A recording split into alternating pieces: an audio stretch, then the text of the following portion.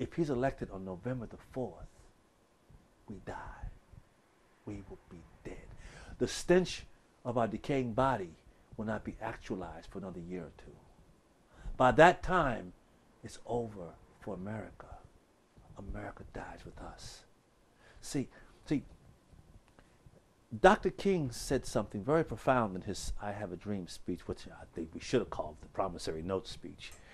But he said that day in August 28th, 1963, when the whole nation stood still, and he spoke, and he said, now this is a wonderful day.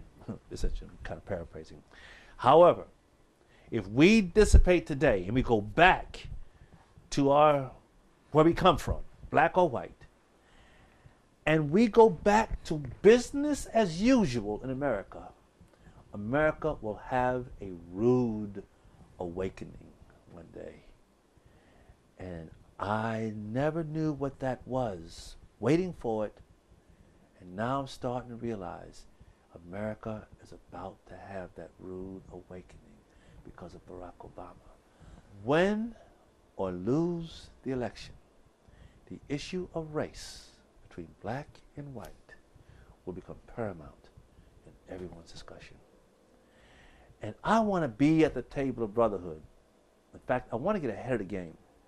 And I want to initiate the table of brotherhood and bring people to that table so we can actually dialogue about this issue.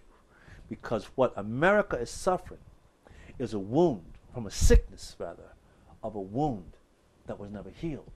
This is why Obama is here, because he came in through the wound.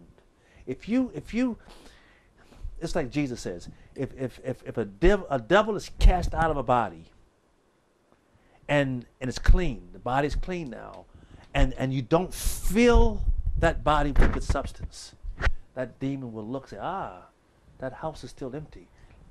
Let me go get 7 of my brothers, and then we will occupy together. And he says, and that's the state of that person is worse than what it was before.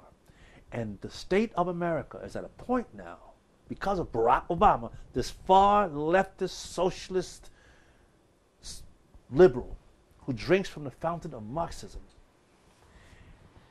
If he has his way with a Democratic House and a Democratic Senate, goodbye America. The American dream is over. Dr. King said something else very interesting. He said there'd be this rude awakening. He said, now black folks, don't be all upset with all white people, because there's a bunch of white folks out here right now who have come to realize that their destiny and their freedom is intricately intertwined with our own. In other words, they are not free if we're not free. And if they are not free, we are not free. If we're not free, they're not free. We're together. I call it, we're not just fellow citizens, we're not just brothers and sisters in America, we're not just twins, we are actually conjoined twins. Black and white in this country share the same internal vital organs with each other. You die, we die. Like you or dislike you. I die, you die. Like me or dislike me. It's totally irrelevant. That's the power of who we are, the legacy. But because we never healed, we're bleeding and we're open, this demon has crept into our soul. Now, let me point something out to you. On November the 4th, if he's elected president and all this power goes to him, I say the American dream dies with us. Remember Dr. King said, I still have a dream, deeply rooted in the American dream. Now, what is that? We all know the founding fathers held slaves, inherited from England. They felt bad. They felt guilty. In fact, Thomas Jefferson said, when I consider that God is just, looking at slavery, when I consider that God is just, I tremble for my nation. They felt bad about this. And I believe the founding fathers wrote the Constitution in such a way that they believed that one day a generation would come along emancipate the slaves, bring them up into equal citizenship with whites, according to the 14th Amendment,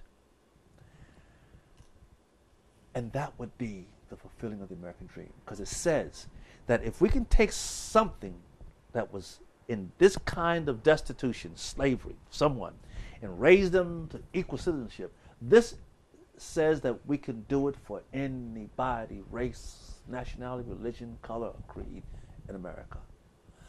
But if we don't do it first with the slaves, it can't be done with anybody. That's the American dream, I've come to learn. So when we die on November the 4th, that infamous day, America's going to go with us. But you won't feel it for another 3 or 4 years. That's the difference between Barack Obama and me.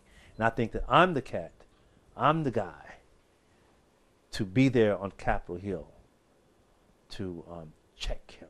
I will be able to do things, to say things that no other congressperson has ever been able to do. I'll be just the opposite of Maxine Waters, see? And I will be able to say, we need to have this conversation. I challenge Jesse Jackson, I challenge whoever out there, black or white, let's come to the table of brotherhood, as Dr. King talked about, and let's resolve this matter. Let's begin the dialogue. We don't have to agree today, but let's begin the dialogue before something horrible happens to our country.